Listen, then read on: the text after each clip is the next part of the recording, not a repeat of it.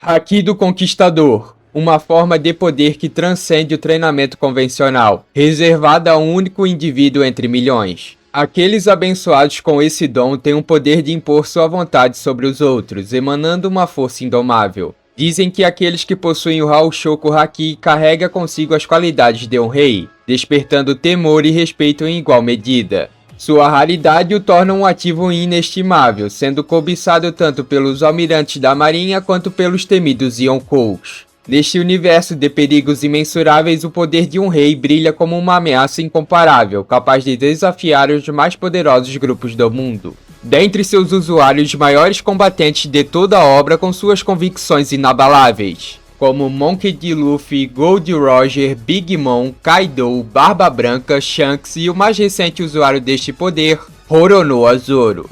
Durante sua luta contra King do Incêndio no arco de Wano, nosso espadachim despertou de vez este poder latente, mas as nuances de que isso iria acontecer já estavam dadas. Quer saber tudo sobre este momento épico do anime? Fica comigo neste vídeo que irei lhe mostrar cada detalhe.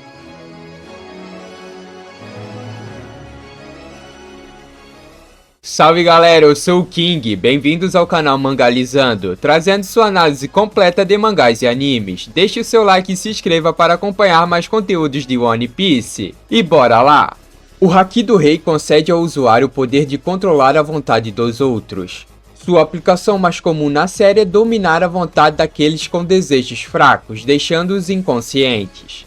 Inexperientes, os usuários geralmente conseguem dominar a vontade de um único indivíduo ou expulsar pessoas com vontades frágeis ao seu redor. No entanto, os mais habilidosos podem selecionar indivíduos com vontades fracas em um grupo e eliminá-los sem afetar os demais. É importante ressaltar que indivíduos com vontades mais fortes podem resistir ou ignorar os efeitos do Haoshoku Haki. A capacidade de derrubar alguém depende da diferença de força entre o usuário do Haki e a pessoa ou pessoas que ele está tentando afetar. Quanto maior a disparidade de energia, mais fácil é a derrubada da vítima. Embora o Haki do Conquistador não possa ser obtido por meio de treinamento, Rayleigh menciona que é possível aprimorá-lo fortalecendo a própria vontade. Após o uso do Haki, as vítimas podem experimentar uma sensação de calafrios percorrendo o corpo, que geralmente desaparece em breve. Além de controlar vontades, o Haoshoku Haki também pode ser empregado para destruir objetos,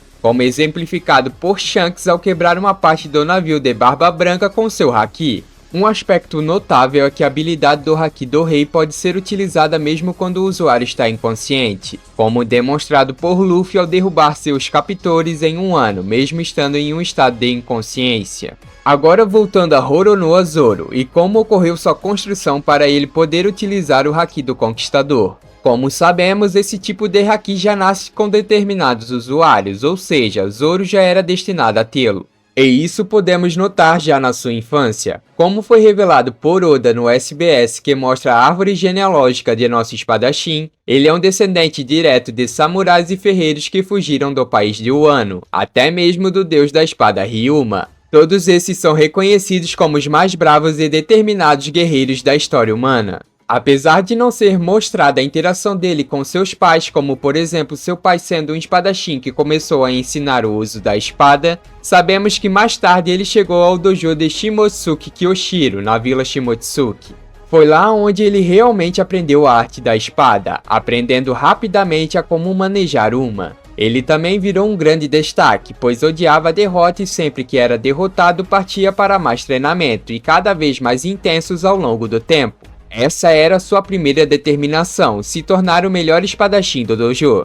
E a principal pedra em seu sapato era Shimotsuki Kuina, a filha de Kyoshiro. Essa que é sua prima, mas ele não tem esse conhecimento até hoje. A filha do mestre do dojo era a melhor de lá, superando e por muito todos os outros alunos. Zoro a enfrentava constantemente, mas não conseguia obter sequer um resquício de vitória. Isso motivava a seguir com sua sequência constante de aumento de treinamento. Mais um ponto é a quantidade de espadas que Zoro utiliza até hoje. Enquanto continuava sendo derrotado, ele achou que o problema poderia ser a quantidade de espadas, mesmo que Kuina utilizasse sempre uma só. Assim, ele chegou à conclusão que poderia utilizar uma espada em cada mão, o estilo Nitório. Kuina era a base de sustentação da motivação de Zoro. Era o obstáculo que ele tinha que superar de qualquer maneira, por isso quase se matava em todos os treinamentos. Apesar das diversas brigas, os dois se entenderam pela espada como bons rivais. E foi numa bela noite em que Zoro chegou à sua derrota de número 2001 para Kuina que ela compartilhou de seu sonho com ele, ou de se tornar a maior espadachim do mundo. Zoro achou incrível e partilhou do mesmo sonho que sua rival, apesar dela achar que seria impossível para ela sendo uma mulher. Zoro se irritou, pois ela tinha o superado diversas vezes e não poderia desistir de seu sonho, fazendo assim a promessa entre os dois. Um deles seria o maior espadachim do mundo um dia, a sua segunda determinação. Mas acontece a primeira grande tentativa de quebra de determinação de Zoro. No dia seguinte, temos a notícia que Kuina caiu de uma escada e morreu. Nosso espadachim não acredita no ocorrido, mas após ver o seu corpo desaba em choro. Mas ao contrário de se deixar abalar pelo ocorrido, Zoro reafirma sua determinação. Aos prantos com Kyoshiro, ele pede a espada que Kuina carregava, a Wado Ichimonji, e sob sua lâmina fortifica seu juramento. Ele carregará os sentimentos e a espada de sua rival até o topo dos espadachins. Seu nome ecoará sob os céus, sua terceira determinação. Foi assim que surgiu o estilo Santorio. Além das duas espadas que Zoro carregava em cada mão, agora ele carregava a Wado Ichimonji em sua boca. Mais tarde, em sua juventude, Zoro acaba conhecendo o garoto do chapéu de palha e se junta à sua tripulação como espadachim do bando, que até aquele momento só contava com os dois. Luffy compartilha de seu sonho com Zoro e ganha seu respeito. Quando chegam ao Baratie, nosso espadachim encontra novamente uma pedra em seu caminho, e dessa vez a maior delas. Dracula Mihawk, o atual maior espadachim de todo o mundo de One Piece. Ali Zoro achou que finalmente tinha chegado seu momento, que estava mais perto do que nunca de seu sonho e objetivo. Mas a verdade é que nunca esteve tão longe. A batalha foi um verdadeiro massacre. Mihawk precisou apenas de uma adaga do tamanho de uma faca de pão para derrotar Zoro, que nem mesmo o tocou. O espadachim pôde perceber que estava em um verdadeiro abismo de diferença e que seria morto. Mas devido à sua determinação ganhou o respeito do maior e melhor, que desejou ouvir o nome daquele jovem de tamanho orgulho que preferia a morte à derrota. Com toda a honra e glória que um rival poderia receber, Mihawk sacou sua espada e finalizou a luta com uma bela cicatriz no peito de Zoro que caiu no mar. Ali Dracula viu o potencial de uma geração que poderia superá-lo, e achou melhor deixá-la florescer. Essa é a segunda tentativa de quebra de determinação de Zoro junto às suas espadas, mas foi por encará-la de frente que ele pôde sobreviver. Agora resgatado do mar por seus companheiros em um pequeno barco, Zoro seguiu envergonhado vendo a montanha que teria que escalar para poder superar o falcão que paira sobre ela. Mas com a determinação que cabe aos verdadeiros reis, Zoro ergue sua espada em meio ao choro, brande a todos aqueles ali naquele local, e até mesmo a seu novo rival. Mas era voltada a seu capitão que afirmou ao próprio Mihawk que iria se tornar o rei dos piratas. Luffy, você pode me ouvir? Sinto muito por deixar você preocupado. Se eu não conseguir me tornar o espadachim mais forte do mundo, você ficaria preocupado comigo, não é? Eu decidi que de agora em diante eu não vou perder para mais ninguém nunca mais.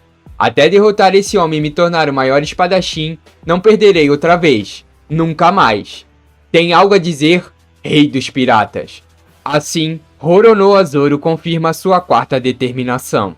Agora em Thriller Bark temos Luffy desmaiado após derrotar o Wars e todos os outros Mugiwaras em completa exaustão. Para piorar a situação, chega novamente um outro Shichibukai, Bartolomeu Kuma, dizendo para que entregassem o capitão que ele não atacaria mais ninguém, mas obviamente os Chapéus de Palha recusaram. Então Kuma os atacou com uma poderosa explosão de pata. Com todos agora derrotados, Bartolomeu foi tentar resgatar Luffy, mas foi impedido por um Zoro completamente machucado de sua última luta e da explosão. Nosso espadachim não tinha as mínimas condições de uma luta naquele instante e só pôde ficar correndo dos ataques do Shichibukai. Reconhecendo que não poderia vencê-lo naquelas circunstâncias e que Kuma teria que levar a cabeça de Luffy, Zoro se senta em frente ao pacifista e implora para que ele leve sua cabeça em troca da de seu capitão, dizendo que ela não valia muito naquele momento, mas eventualmente seria do maior espadachim do mundo. Kuma o questiona como um homem com tamanha determinação poderia se sacrificar por outro. A resposta de Zoro não quebra sua determinação, pelo contrário. Se um homem como ele não pode proteger o sonho de seu capitão, sua determinação não passa de conversa.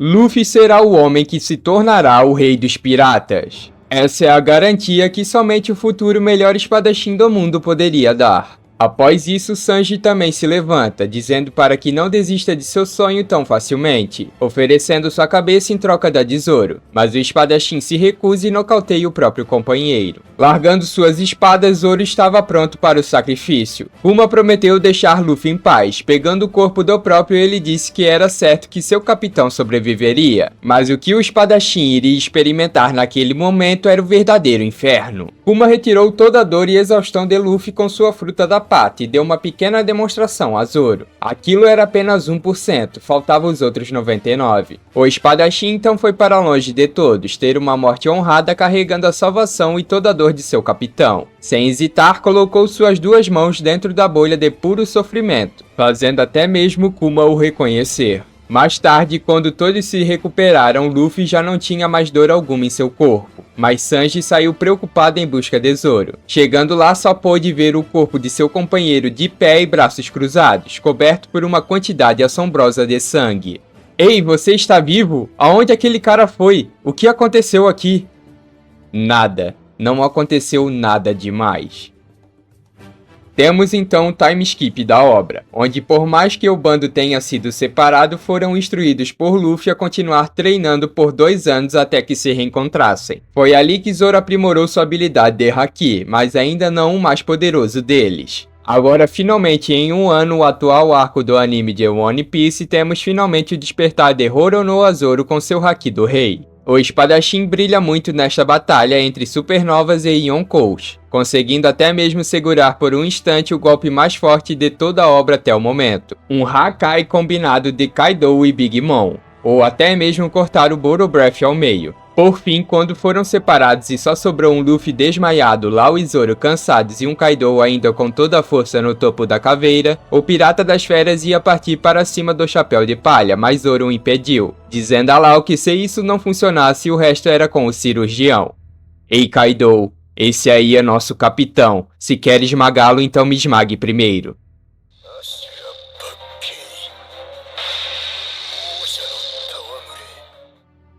Maldição, aquele pirralho, não pode ser, você também tem o Haki do Rei.